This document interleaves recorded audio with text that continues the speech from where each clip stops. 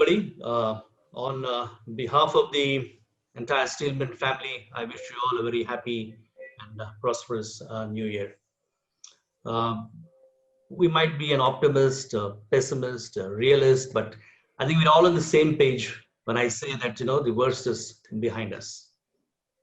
2020 belonged to the virus, and 2021 is going to belong to that spirit of mankind which never accepts defeat in the face of adversity.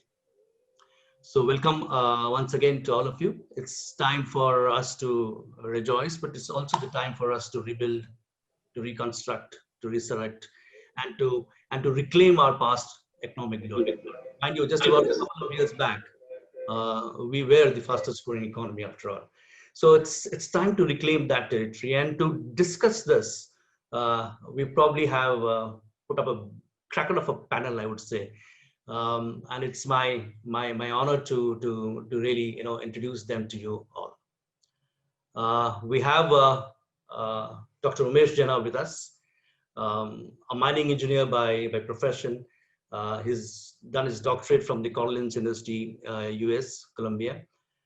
And to put it up, sum it up in just one line, what Mr. Jena does not know about mining in Orissa, it's not worth knowing at all. So he knows the entire state in and out, and it's indeed a real pleasure to have Mr. Jena out here, who is right now the joint director in the government of Orissa, advising them on the entire mining activities. We also have with us Mr. Ranjan Naik. I know he's been traveling, he's just joined us. Mr. Ranjan Naik is the COO of JSW Steel Orissa project. He has a phenomenal experience, I should say. I was just going through his CV; it's mind-boggling. He's worked in all the great corporates, Aditya Birla, Tata Steel, JSW. He was in fact in Accenture, global consulting, where he's worked with the greats like the BHP Billiton, Rio Tinto.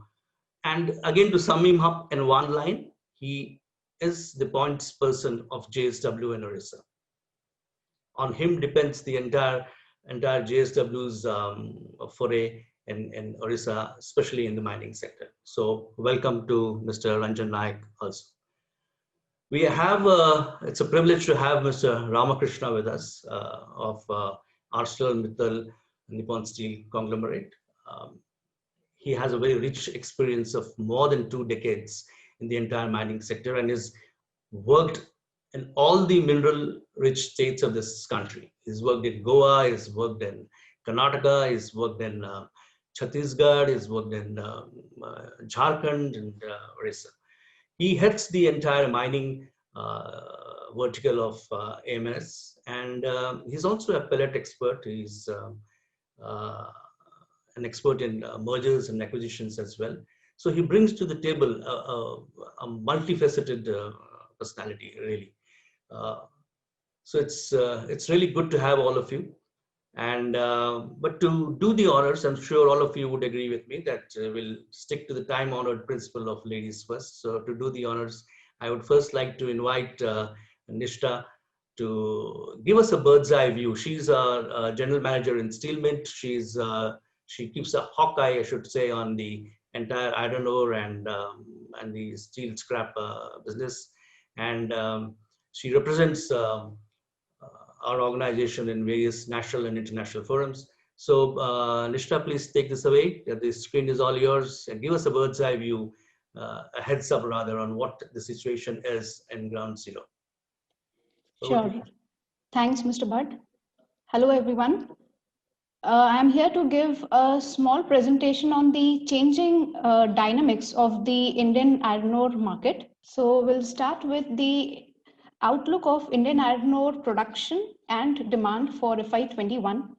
As you can see in the graph, India produced roughly 245 million tons of iron ore in FY20, out of which Odisha occupied a share of 145 million tons, followed by Chhattisgarh and Karnataka around 35 and 30 million tons respectively. In FY21, we expect India's iron ore production to move down by 20% on a YOY basis.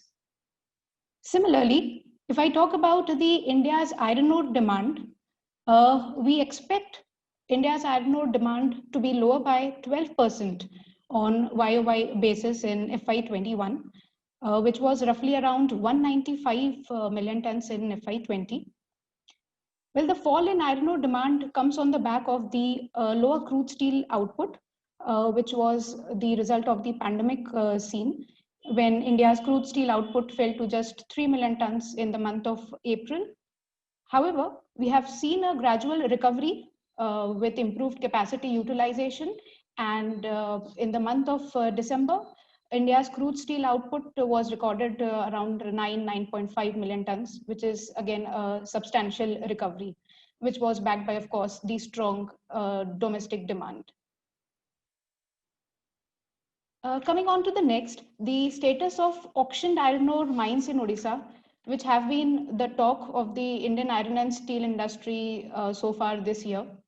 As we all know that 19 iron ore mines had their leases expired in March 20 and were subsequently put up for auction.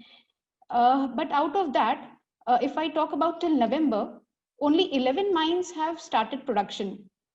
Of course, JSW Steel and AMNS were the ones who started production early in the month of July. After that, we saw some other mines like Kashvi, Sirajuddin, and GM Iron and Steel resuming production during the months of August, October. Recently, in the month of November also, we have seen some more mines which have resumed production, which includes GS Mishra, Narbhiram, etc. But still, if I talk about the remaining mines, 3 mine blocks have been cancelled, and the preferred bidder status was revoked. As per the updates received so far, the state government might plan to transfer these leases to the state-owned miner, OMC, Odisha Mining Corporation. And 2 mines are still under litigation. So that is the nutshell of the current status of the auctioned mining leases in Odisha. Now this is the Odisha iron ore production scenario after the mines auction 2020.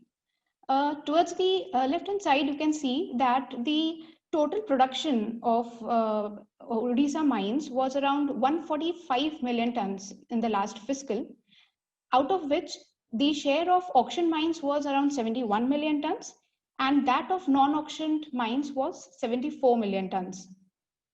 Coming on to the current status, if you see of the auction mines, the target production of these auction mines, considering that they were asked to produce 80% of last 2 years average production, they should have produced around 33.9 or 34 million tons. But during April to November, they were able to produce just 9.4 million tons due to various constraints. Now, if I talk about the production from the non-auction mines, then the production during April-November period in the last fiscal was around 40 million tons, which has increased to 47 million tons this fiscal during April-November. If I talk about Odisha iron ore production, then we have seen a gradual increase in the state's iron ore production. That is obviously because of the resumption of mining operations at the various auction mining leases and ramp up of iron ore output at existing mining leases. So yes, Odisha's production, which was roughly around 5 million tons in the month of April, has nearly doubled to 10 million tons in the month of November. JSW Steel's production from captive mines in Odisha has increased gradually after it resumed production, and it produced over 2 million tons in the month of November. AMNS around 0.3, Sirajuddin roughly around 0.2. OMC, the state-owned miner, has seen a substantial increase in the last couple of months. This is because of its recent resumption of mining operations at its Gandhamardan B block, which has an EC limit of 9 million tons, and also the additional volume coming in from its new mine, Tiding Pahar. So it's producing around roughly 1.1 million tons in the month of November, and we expect the volumes to increase further in the coming months.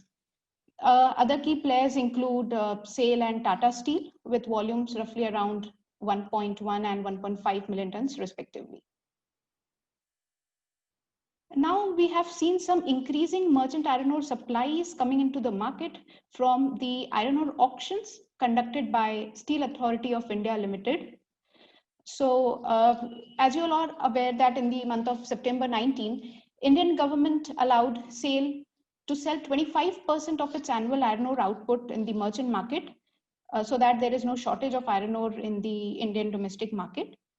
In addition to it, government also allowed to sell 70 million tons of its low-grade iron ore into the market.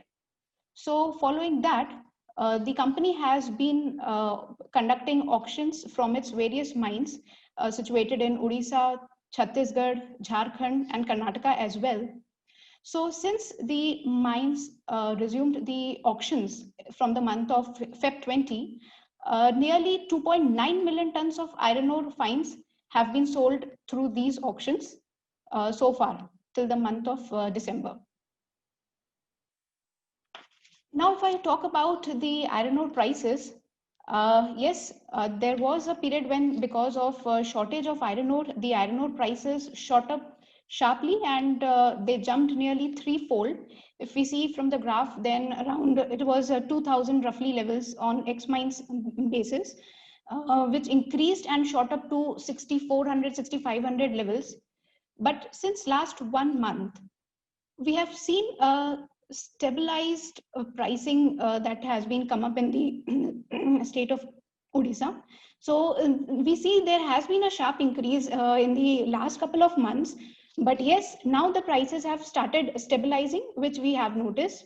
In addition to it, we have also seen a shift in the iron ore grade and high grade availability pattern, because due to shortage of high grade availability, Fe63 or Fe64 grade in Odisha, we have seen that the iron ore grade has come down to Fe60, 61 and 62 levels, which has remained a concern for the steel makers and the pellet makers. But we expect that in the coming months, iron ore supplies in the state of Odisha may increase, which may either keep the prices on similar levels or may result in a downward correction. So that was all that I had to present from my end. Thank you so much. Thank you, Nishtha, for this heads up. Short and crisp presentation, I should say. Key takeaways, if I can once again underline the key takeaways. From 19 mines which were supposed to go on stream, 11 have started production, and we await at least another 8 to the 2 are under litigation, but we await more mines to start producing. So it's the shortfall in the entire output, which is a bit concerning. There should be around, as per the slide I saw, there should be around 33 million tons, but around 9, so around 1/3 of what the commitment was. So that's a bit concerning, but I'm sure my 2 friends from the corporate will have the solution before this webinar ends, and they will address this issue also. The pricing, I mean, iron ore and it's the pricing. It's not just the availability of iron ore, but the pricing, which really is very crucial. So there has been a spurt, but Steelmint believes that it will now stabilize and hopefully can come down marginally. So thank you once again, Nishtha. And now I invite Dr. Umesh Jana for his address. Before he does so, I think I would also like to tell our viewers, but I think today, if I'm not mistaken, today there's going to be another auction by the government of Odisha. And the base price set is, though higher, is lower than what was realized in their previous auction. So that is a welcome sign, I think. I mean, it's not that, the government is not walking the talk when it comes to stabilizing the prices. So it's over to you, Dr. Umesh. And thank you, Mr. Bhatt, and good morning to everyone, and happy and prosperous New Year ahead. I'm privileged to be here and to address this good panel. There is a very good presentation compiling all the data of Odisha as well as India. It is nearly real time and really nice statistics. So I will just add on to that. In fact, by December end, we have a production of 72 million tons, which is 30% deficit of the last year's. By last year, we had 106 million ton by this time, and now we are at 72 million ton production, and we think we'll make it up because last quarter we have produced 31 million ton, and if you go by 10% increase, we may end up with say 35 million ton in this current quarter, and it will add on to 105 million ton like that. Still, it will be deficit by 35 million ton from the last year, whatever Odisha achieved in the last year, 145 million ton. We may not reach to that level, but we will surely cross 100 million ton. And we are expecting that if the corporate sectors like JSW and ArcelorMittal will boost up their production, we'll be ending up at 110 million ton at least. And in order to make up that deficit, we have got two things. We have got a good amount of balance stocks from those 19 leases which were taken over by OMC. Those will be put to auction. In fact, today it has started already with a price of 100 rupees lower than the whatever last year's price. That is available in the market, and that amount is good amount. It is almost 63 million ton. So, and the current mine sale has also a closing stock of 59 million ton. So this will add up to 120 million ton. If it will be evacuated, then it will make up the dispatches. We are only 12 to 13% of shortage in the dispatch. Although the production level is quite 30% deficit, but in the dispatch it is around 10-12% deficit. So if this balance will be evacuated, then through OMC and through the lessees who has got the balance quantity, if they will remove it, so we may reach to the dispatch level of last year. So that is that about the statistics. Other points, auction maybe in the last week of this month will be inviting the tenders for the new auction of 11 bucks, of which around 6 bucks are of iron and manganese. One expiring lease also is there. That is about stacking. A lot of things that committee has already recommended to enhance the stacking size by 20 metric ton. We are expecting that will come, then it will help the corporate sector to easy evacuation. We are also adopting some electronic methods for sampling, etc. Also, we are looking at that. Drone mechanism has been proposed, and we have JSW has spearheaded that. We are hiring their knowledge bank, and we are working on that. Will be if that will be done, that will be also easing out the permission procedure, whatever they are in the things we are looking at after drone mechanism is stabilized. Some amendment will be required, and government is keen on doing that also. With that, OMC has taken up the production level. They are looking at achieving 20 million ton of production this year. If that is done, then 110 million ton what we are envisaging to achieve by the end of this year would be very easy to achieve. So we are very much hopeful that there will be no scarcity of the mineral to the end users, and Odisha will will impart its work towards the catering of the need of the sponge iron plants or the steel industry and all other iron consuming units. So we are very much hopeful. We'll see the coming year would be very prosperous and would be very much helpful to do good mining and good evacuation. On evacuation, it is pertinent to mention, I would like to mention here that evacuation is a cause of concern. As you know, that Badbil sector has that much of railway facilities, but it had 20-30 years ago. That has not been, although the dispatch of iron ore has gone manifold, but the infrastructures are still the same.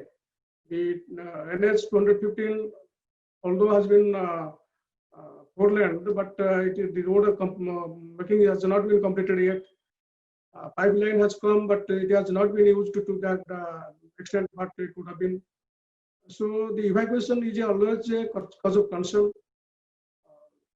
All of us should look at that. If one producing much and evacuation will be constant, then things will be old. So that is a cause of concern.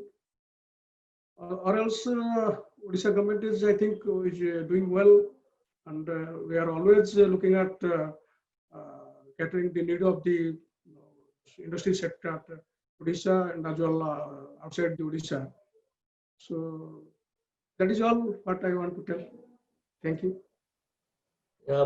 Thank you very much, Mr. Jena. It was reassuring to know that OMC has plans to step up in a big way. You've also drawn our attention towards the dispatch level, not just the production level, but the dispatch level. Evacuation is definitely a cause of concern, but something tells me that Mr. Ranjan Naik might have an interesting take on this entire subject, because I think evacuation from Badbil has to be there has to be an out-of-the-box solution. I suspect that Mr. Ranjan Naik later on would step in with this. But I have a question for you, Dr. Jena. It's come here. So this question is by Mohit Bansali. And he is drawing our attention to the extra levy of 22.5% royalty, which Karnataka government has levied in the NMDC Donimalai mines. So he wants to know whether Odisha, what's Odisha government's view, whether Odisha is also considering a similar royalty hike. No, it has not been a proposal. We are happy with 15% whatever is levied on the sale proceeds.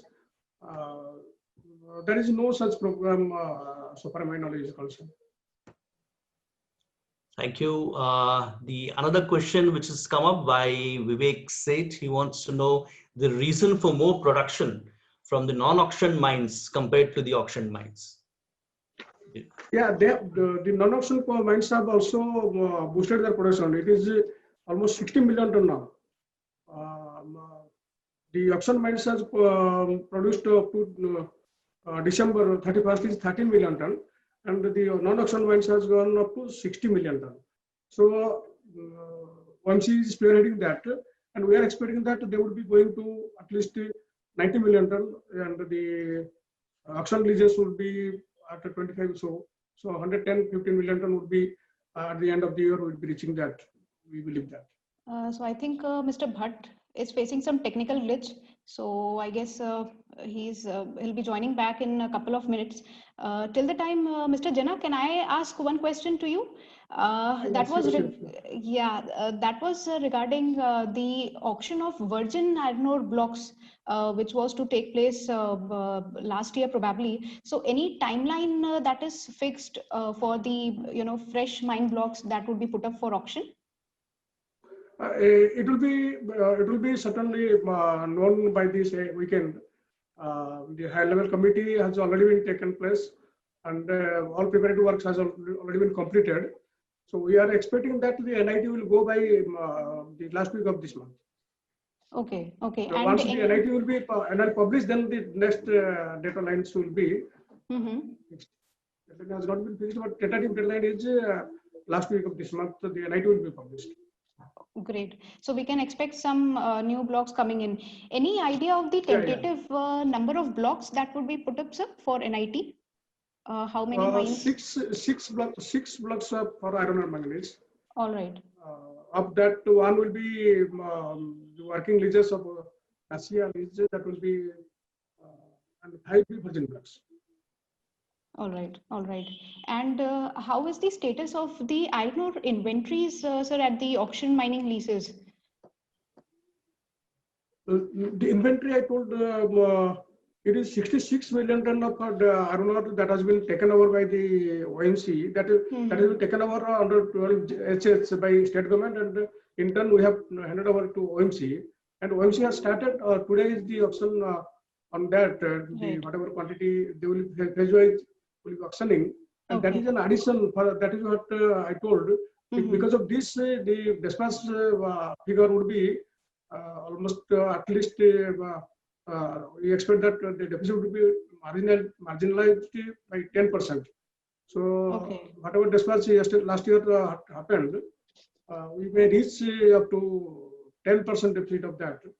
But production level, we have 30% deficit, and we will continue maybe 110 to 15 million ton will be achieved at the end of the year. All right. Got it, got it. And sir, there have been news coming in that the 3 mines for which the preferred bidder status had been revoked, that might also be transferred to OMC. So any update on that, if you would share? That is correct. But OMC will take it up and then personalize. They may take some time to the paperwork and other things, mobilization of the resources. They will take time. I don't see that they will add anything in this fiscal. Okay, okay. So maybe in next fiscal we can see some. Next fiscal, that will be an asset to us. Got it. Oh, fine. So there are some more questions that are coming in.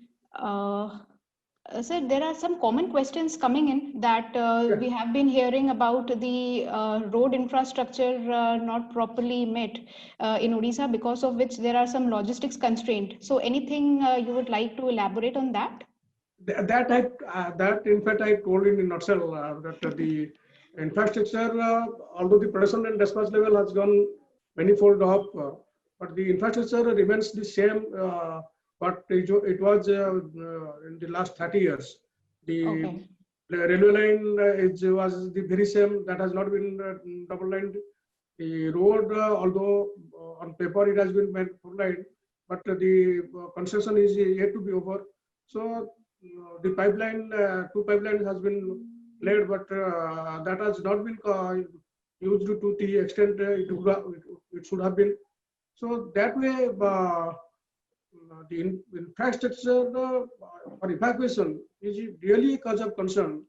So that should be, I believe, a lot of money has been collected from DMF as well as from the compensation. 17,000 crores we have collected, and that money is available, but some willpower and some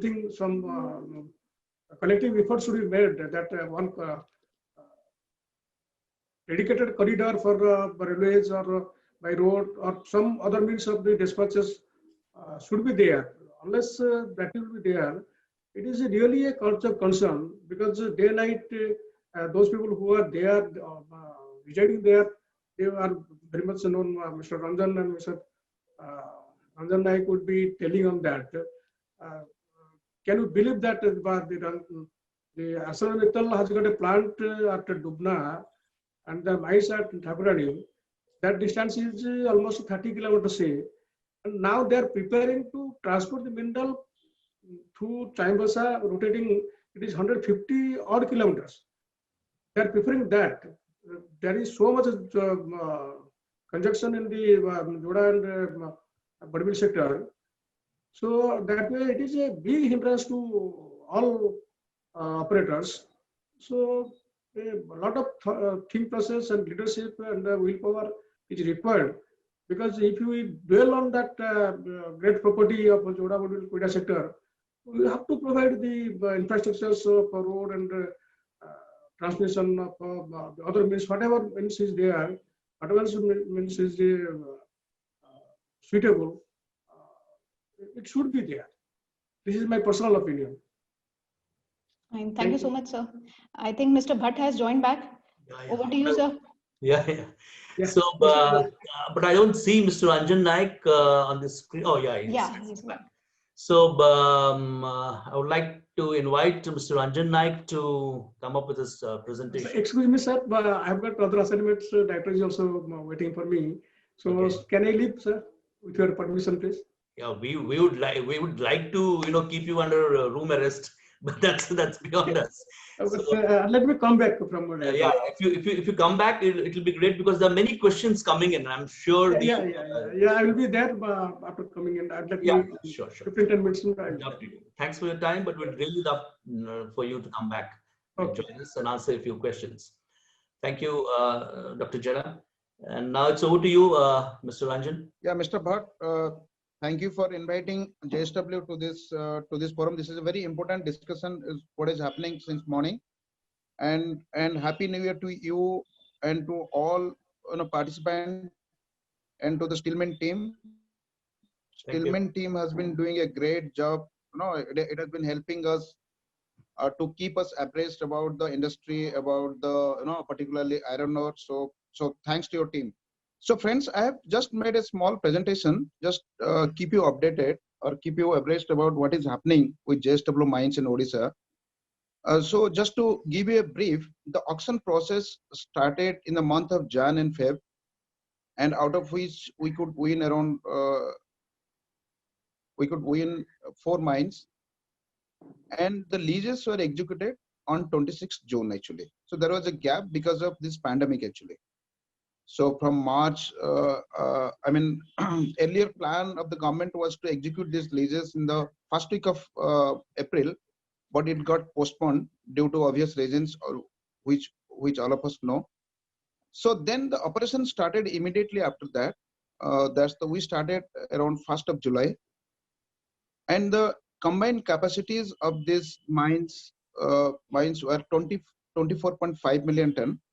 So the point here I want to tell, we didn't spend a single day waiting for the mines. So the moment lease got executed, we started the operation.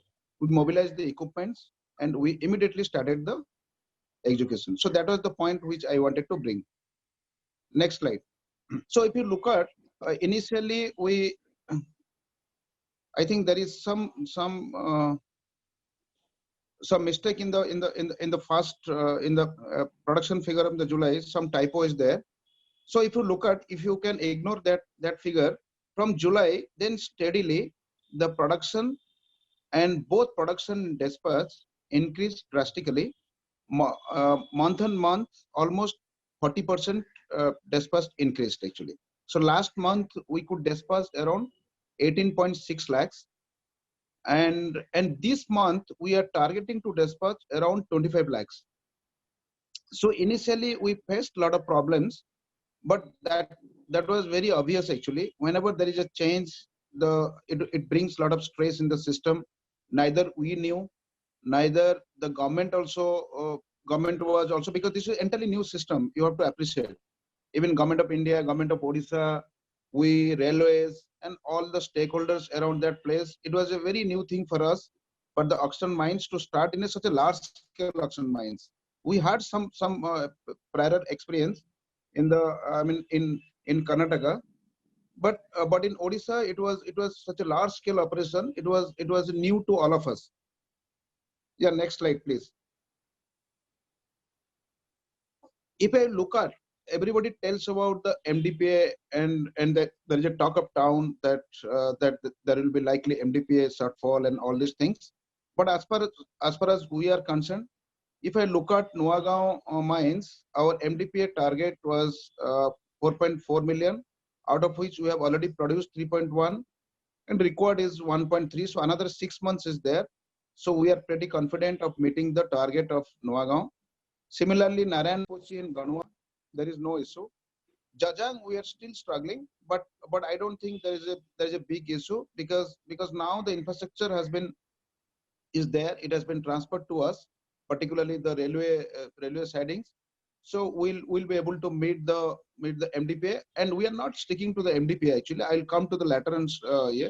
Our aim is not to meet the MDPA target. Our aim is much more than that. Yeah, Nishta, please next slide. So so how we could start and ramp up the production because of various various enabling factors, enabling policy decisions taken by Government of Odisha and Government of India, and moreover also railways also. Railways also helped a lot actually, particularly Southeastern Railway. Their officers have been chasing us. They have been supporting all kind of support.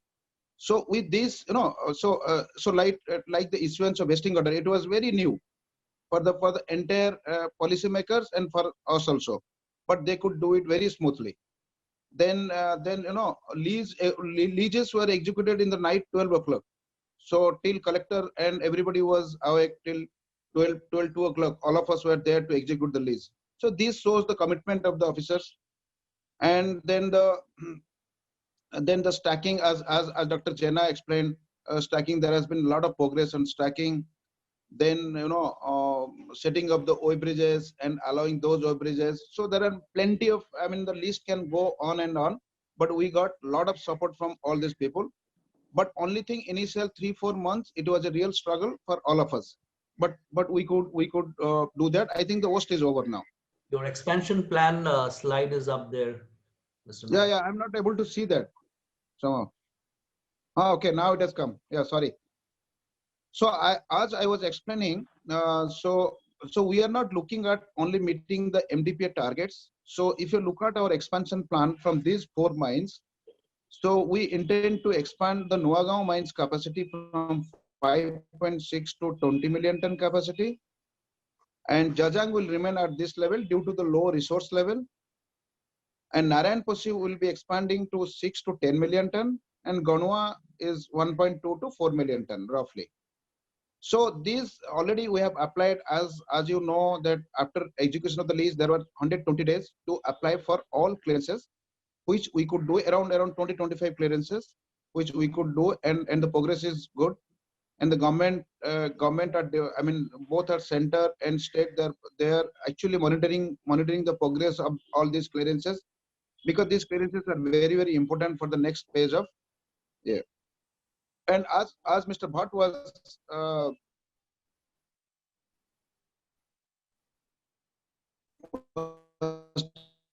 telling, this Nuagaon mines with 20 million cities connected through from Nuagaon to already got the ROWs, that means the right of ways from different agencies.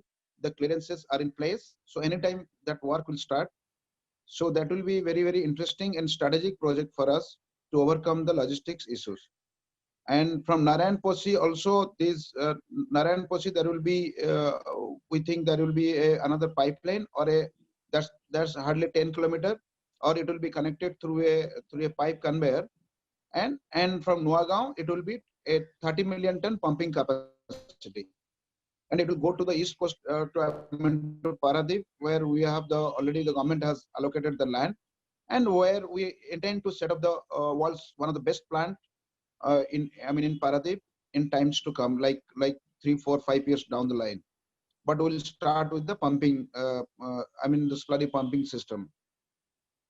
And as far as the this logistics is concerned, so like we, the earlier siding, which was within the Jajang mine, that has been transferred to us. So we are using that, and that is actually relieved a lot. And there was another siding which we are using as a co-user also. So put together, we are in a good place. And there are some multiple. We are working with the railways to build and to manage few other sidings also, railway sidings. So that will also bring, but that will take 6 months to 1 year time. But however, we are in a good shape now. And moreover, the road infrastructure, as Dr. Jana was telling, the intermines road, particularly from Koida area, if you travel towards Joda, not in the interior road, that also with the collaboration with the other mine owners, we are constructing that road, and through DMA fund also. So there is a lot of positivity on the as far as the infrastructure is concerned. So as I was explaining that in the so I'm not worried about meeting the MDPA or meeting the production target much. What I'm worried actually really we discussed mine sleep, that is the getting the all the clearances within the stipulated time frame of 2 years, out of which 6 months has gone, 1.5 months is left. Within this we have to get all the clearances. So that's a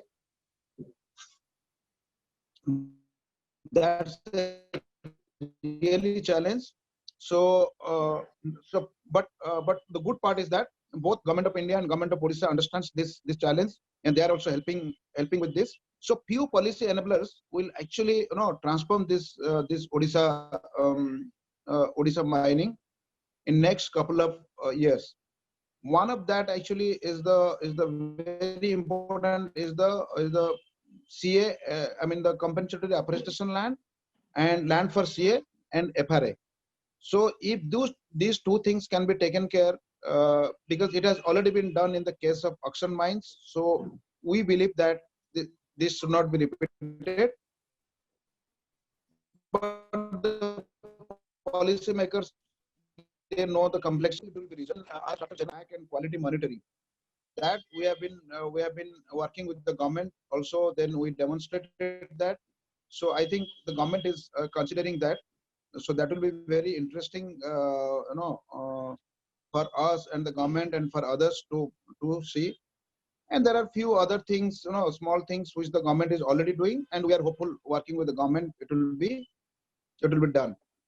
So I am through with my presentation. My only message is that the worst is over. The worst was due to the transition, and transition always brings a stress in the system. And the worst is over, and now there are a lot of positivity, and even we are planning ourselves to go to the next leap. So that's the leap forward which you talk. So as far as our group is concerned, JSW has got a big vision for Odisha. So just to give a number to the to the panelists, till now in the JSW history, in the entire group, we have invested around 1.3 lakh crores, plus minus here and there, but roughly 1.2 lakh crores we can say. And similar kind of investment plan we have in Odisha. So Odisha is a very, very important geography for us, and we believe as a group and that Odisha should produce at least 300 million tons of iron ore. So we, players like JSW, players like others, Tatas and OMC and ArcelorMittal, everybody has got the role to play for this.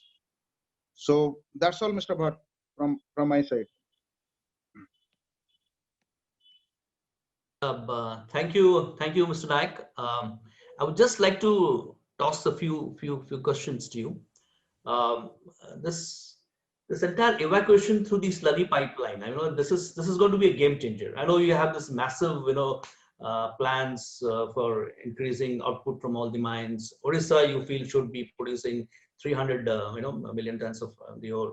But evacuation is the key question. So I would like you, for the benefit of my viewers, I would like you to elaborate a bit about the capex involved, about the economy which you will be generating through transporting it through the slurry pipeline, and why it should be why it is the future mode of transport.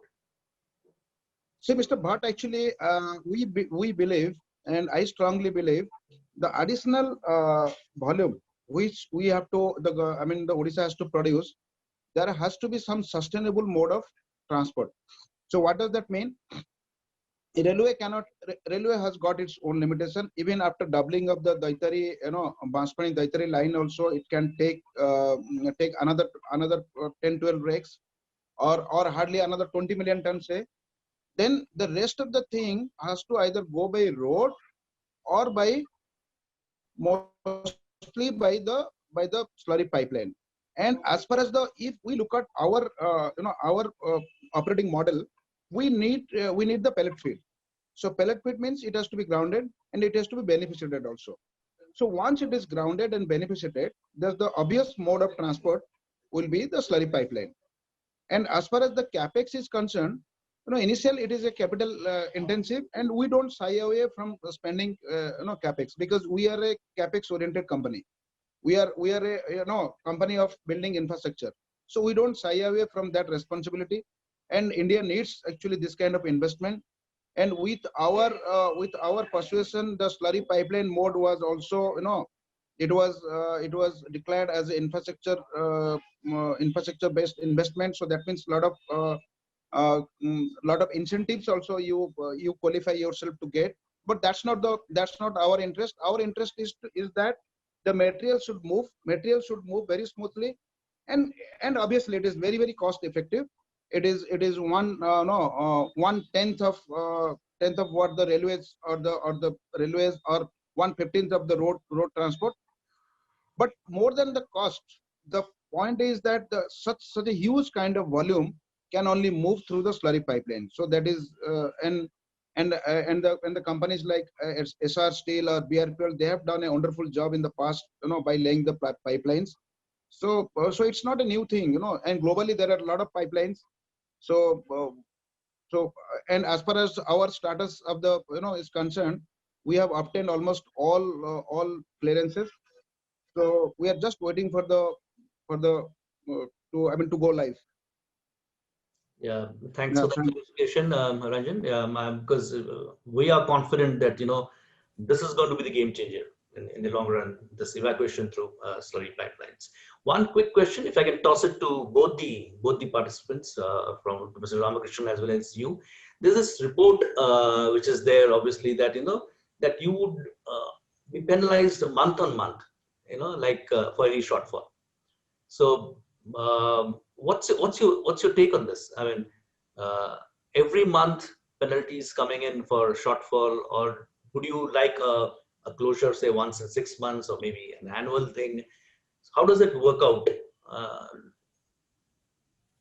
So if I can, if I have to answer, as I was telling Mr. Bhatt, that this policy and the rules are evolving. Actually, it's not clear to anybody. It's not clear to the policymakers, not clear to us, not clear to the other players. So policymakers, of course, they are the custodians of the government. So they are thinking of different combinations how to protect the revenues to the government, and they are right in their own way. And so it's a debatable thing whether it is monthly, quarterly, annually, because we are given to understand. Till now we have been given to understand it is annually. But we have to see how the things are evolving. But the government and the policymaker are the best place to understand, because not only the revenue protection is their main aim. Apart from that, the industry also should progress. Industry also should prosper. That is also they are looking at. So I think they will bring the best balance between the two. Sure. There are many questions in my box, so I'll just can you throw light, because people are concerned about the pricing factor. They are asking your opinion, whether in the long term prices are going to stabilize, will they come down a bit marginally? What's your take on this? See, I'm not, Mr. Bhatt, I'm not a speculator, first of all. So my job is to, there is a demand, and this demand is going up and should go up. Our country needs a lot of steel, so our people should produce a lot of steel, and we are the best place to produce in the entire world. So our competition and JSW's competition is not with Tata Steel, not with the ArcelorMittal. Our competitors are Chinese. So we have to produce the best steel at the lowest price, and for that we have to supply also iron ore. So there is a mismatch now. So this mismatch will be taken care. That gap will be taken care by the industry participants. So I'm not very worried. I mean, this high pricing scenario and all is a very temporary, and it happens in any commodity. If you look at also international steel price, it has gone up, and the reasons may be many. The reasons, one day you will see the reason that the inventory level at the ports of Chinese have gone up. That is why the prices are come down. Another day you will see there is an accident in the valley. Yeah. But the point is not that. In commodity business, these fluctuations will be there, and we are in an interesting time. So I don't think there is any panic. Sure, sure. And would you like to share any updates on the Bhushan Power and Steel front? That's interesting. 2.5 Now million we are, yeah. As I mean, the information is same as you know and I know actually. So the BPSL case is in Supreme Court. So we expect in the month of Jan or Feb it will come, but it will come. So there will be I mean, it's in the last leg of its decision. So we are also looking forward for that decision. Yeah, because this will give you a lot of much better space there in Orissa once this happens. So all the best to JSW on that front. And with that, can I now invite Mr. Ramakrishna, who's been patiently listening to all this and waiting for his turn. It's so good to see that your smile is still intact, Mr. Ramakrishna. Please step in with your presentation. We're all eager to hear. Thank you, Mr. Arun and the Steel Mint team. So last more than a decade, Steel Mint is doing fantastic job on steel and mining sector. And thanks my friend Ranjan for the nice presentation. So here in a small presentation, which I just wanted to brief all of you.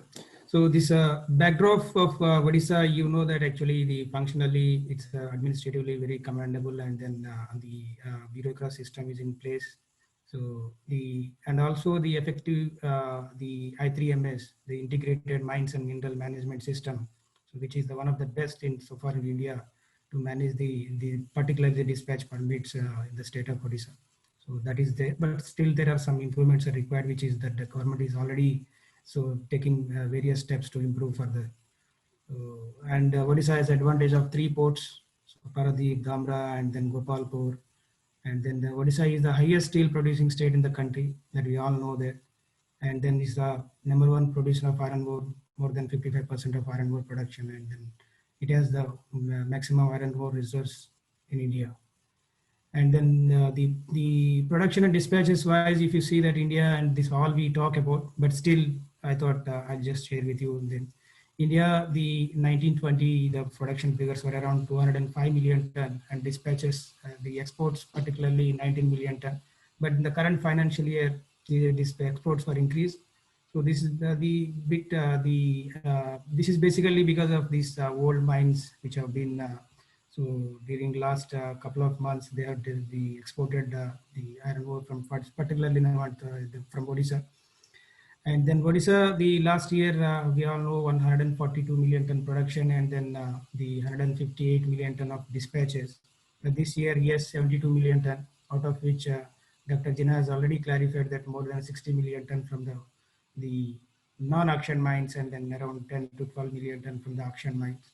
So this is the numbers which already confirmed by the government. And then challenges, yes, the major challenges, we all know that actually last more than a decade, the major challenges in the Odisha is a logistic issue. So everybody is aware of that actually, what logistic infrastructure we have in this presently in the Odisha, but particularly Joda, Barbil and Koira sector.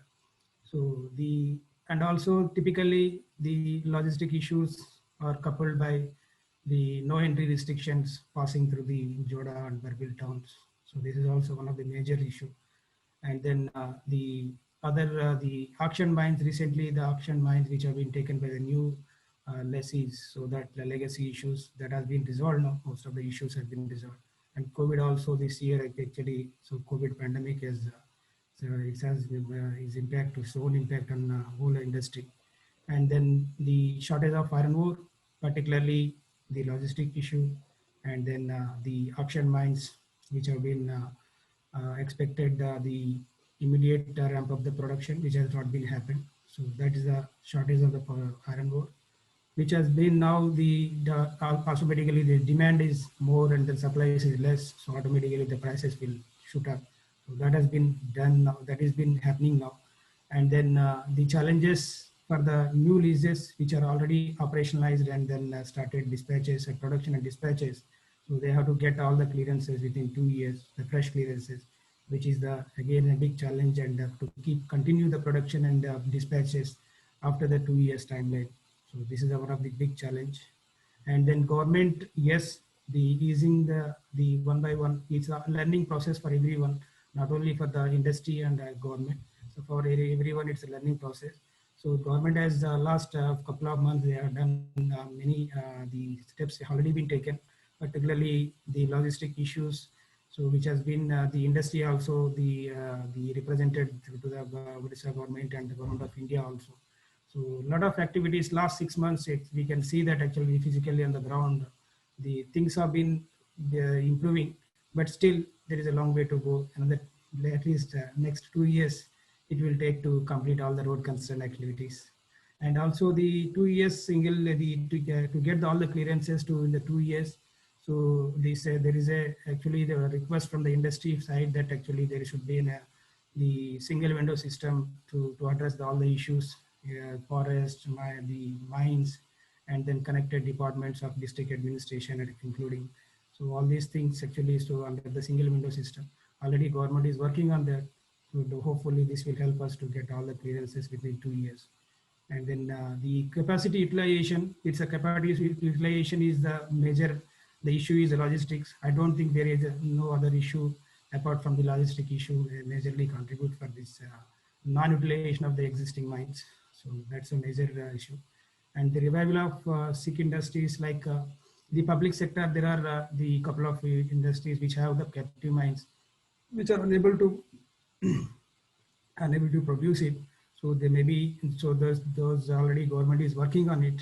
So hopefully we'll see better so contribution from the public sector mines like OMDC, NINL, so OMC also geared up its production, but still to be picked up to make it more available in the market for the primary and the secondary steel producers. Status of iron ore inventories, yes, actually it was target of about 40 million ton iron ore from the auction mines. Yes, it's a challenge, but yes, it's not a challenge because the initial phase there were some hiccups, particularly logistics and other issues, the legacy issue that has been already over. So as my friend said, already worst is now over. So only everybody is looking forward to ramp up the productions and then meet their own requirement. Rather MDPA, we talk about the 80% and all those things, but nobody is looking at 80%. So already they have the use requirement whole year. Everyone, the JSW, Tata, everyone, the ArcelorMittal, they have their use requirements. So definitely they will look at to reach a maximum production and dispatch levels. So it's not that MDPA is the only binding the miners to produce. And then also one of the best which we are already discussing on this, the recommendation of the NERI.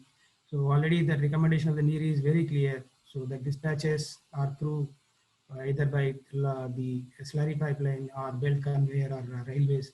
This is the best mode of the transportation, and which is the cost effective and least damage to the surrounding environment, and minimize the carbon footprint. So that is the best one. So only, but this has to be taken up on priority. And then industries like already JSW has already announced that actually they are into slurry pipeline. And we are also actually in the slurry pipeline, we are ahead of others. So already we have the existing pipelines. The mine which we have taken, the Takrani, we wanted to connect this mine to the existing slurry pipeline of 253 kilometers, which is there in the Odisha. And also the other mine, the new greenfield mine, which is coming up soon. We are going to start that other mine also, Sagasai. That was the first iron ore mine in India auctioned by the Odisha government. So that also actually with both the mines we wanted to connect through slurry pipelines. So that is the best mode of logistics, which we have already the facility. So we will connect this mine, the two mines, to the existing pipeline. So that is the plan for our logistic infrastructure. And then the ore beneficiation, yes, the low-grade ore beneficiation, there is a differential royalty or any some incentive scheme which was on the cards of Government of India for the consideration.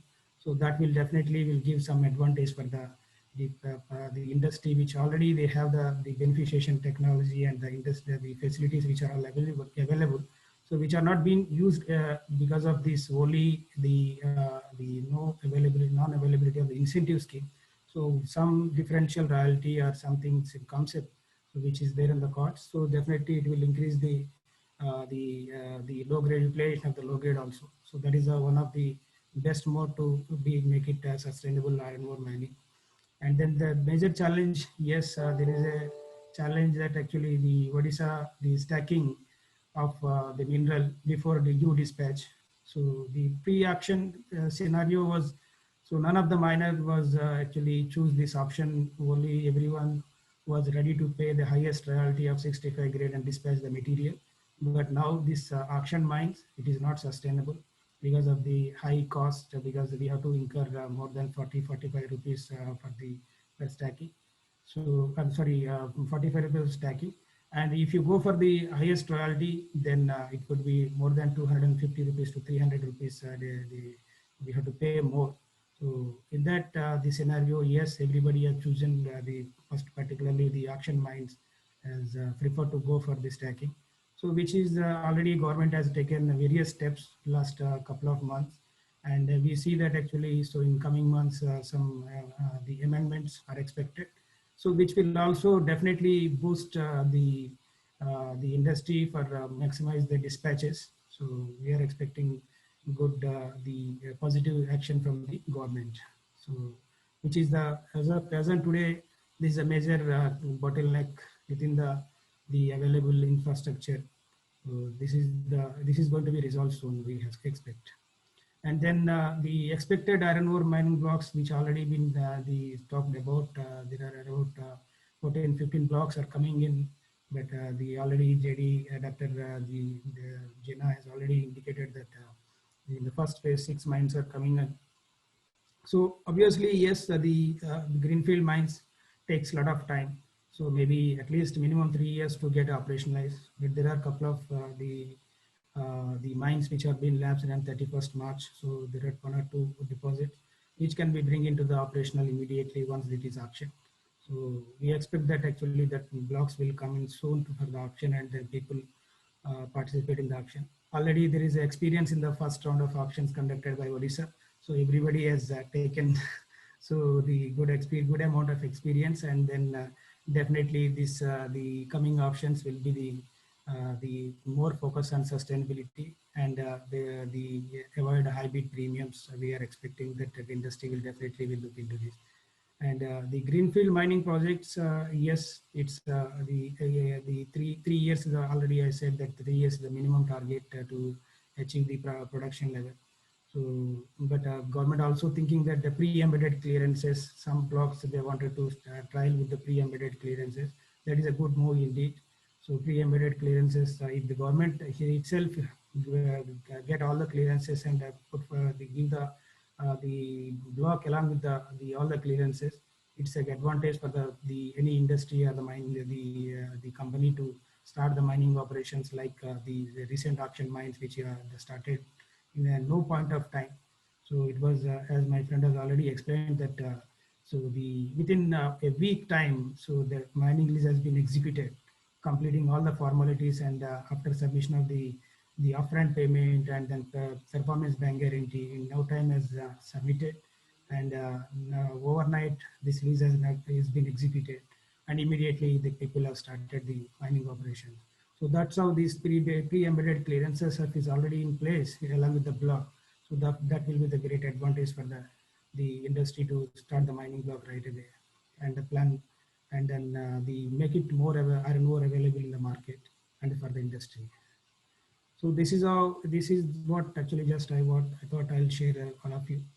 And the ArcelorMittal, yes, we started this mining, the Chakrani mine, and the first time in India.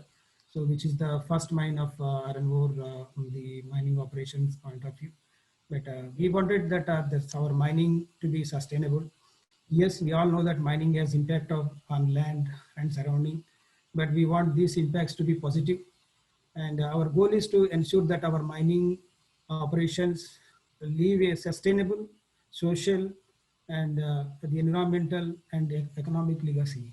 So that is our the focus. So mining should be sustainable.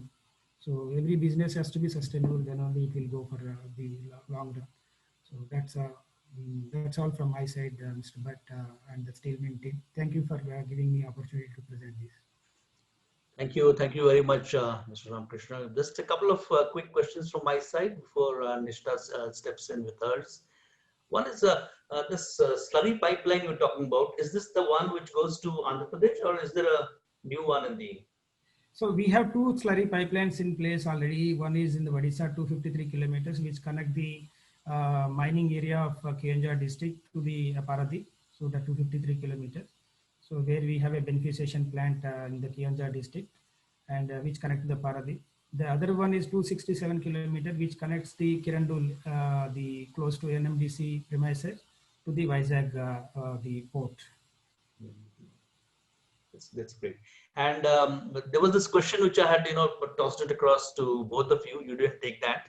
This month-on-month penalties. What's your view? Is there any clarity on this, or your view on that, please? I think it's very clear to all of us, because the people who are serious at the production and dispatches, I think it don't affect the much, because the MDPA which we have signed on 25th of June, it is very clear.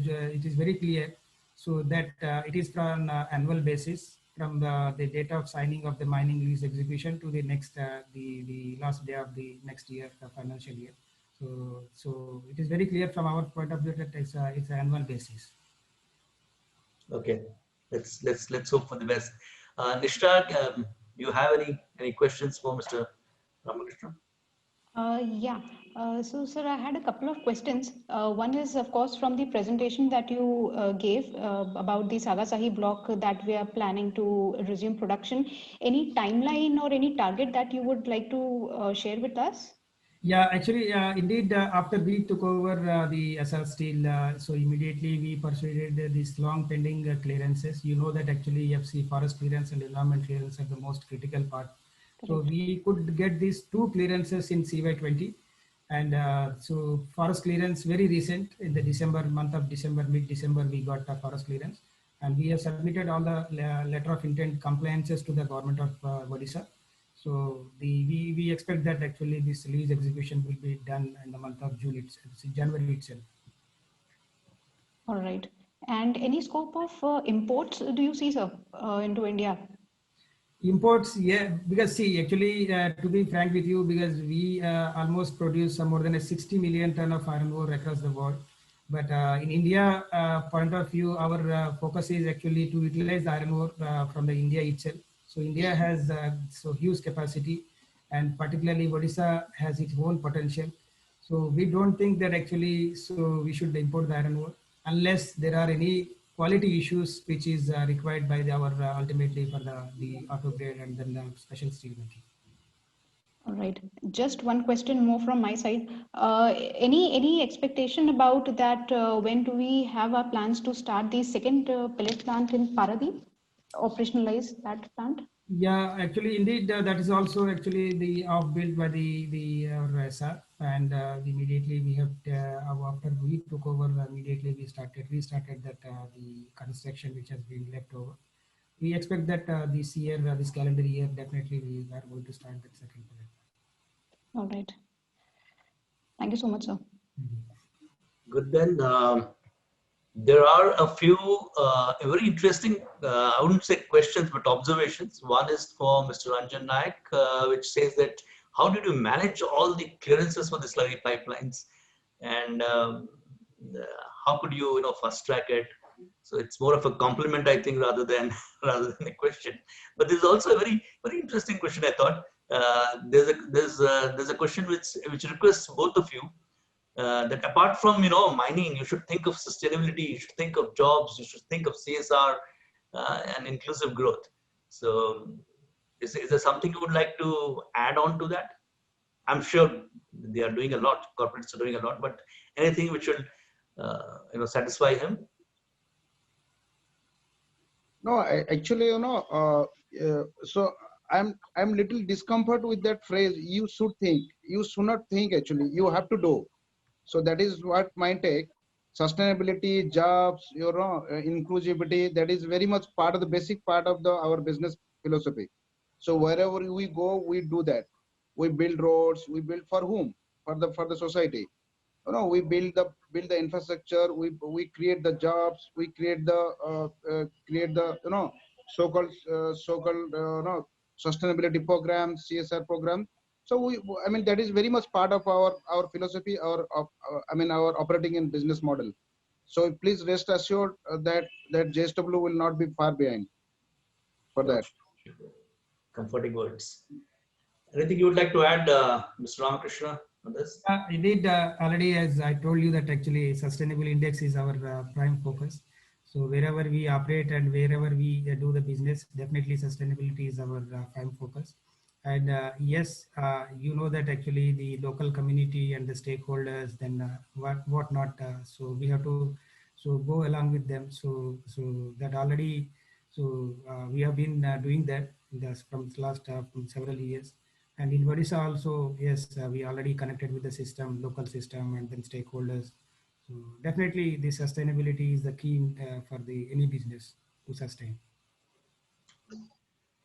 Thank you, Nishta. If you have something, or should we call it today? Yes, I have a couple of questions from Mr. Ranjan Naik, sir. Sir, one thing is that in the presentation that you shared with us, there was about the, I think, ROM pricing for IBM. So we heard that, is there any plans of JSW to offer iron ore in the merchant market? No, we wanted to in the merchant market because we have a limited crushing and I mean the processing capability. We thought that we'll supply the ROM to the market so that they can process, the individuals can process the mineral. But actually, one thing is a big hurdle is there is no separate IBM pricing for the run-up mine. So that the IBM is considering, the government of India is also considering. So it will take some more time. So then Okay. thereafter we can offer some additional ore to the market actually. Got it. Fine, sir. And any output target that you would share with us for Odisha and Karnataka captive production from JSW for this fiscal and any plans for next fiscal? See, this fiscal, I mean, iron ore production you are talking about? Yes, yes, sir. So iron ore production, as far as JSW Odisha mines is concerned, as I told you, will be till now we have produced almost. I mean, we have dispersed almost 5.5. So another 8 million ton will be able to produce till March. So another 7.5 to 8 million. So that will be around 13.5 million ton for Odisha mines. And for Karnataka mines, I believe, I have to guess, actually, I mean, I don't have the numbers right now, but it may be around 6-7 million tons from captive source. All right. Thanks, sir. Yeah. Thank you. Thank you. So that's it from us. It was a real honor, I would say. Besides being a pleasure, it's an honor to have such a distinguished panel attending here. I know, Ranjan, you're traveling. You're in Raulkela. You just made a bit stop for us, and you're probably going ahead somewhere. So thank you very much, Ranjan. And for me, one of the key takeaways from this, if I am able to sum it up in one line, is that when we were reading reports, we all were under the mistaken impression, that okay, you got the mines in March, and so all of you are ready to mine from April onwards. So that was not the case. It takes 2-3 months, and as Ranjan later on clarified in his presentation, probably June. And also there was this entire thing of COVID happening. I know we all underplay this in a webinar, the havoc which COVID created. So all in all, I would say I go out from this webinar with a lot of optimism, listening to what Mr. Ramakrishna, Mr. Ranjan had to say. I saw a genuine concern from Dr. Jana, the man who represents the government of Orissa. So hopefully, achhe din ahead. Thank you, all of you. Thank you. Goodbye. Thanks a lot. Thanks a lot.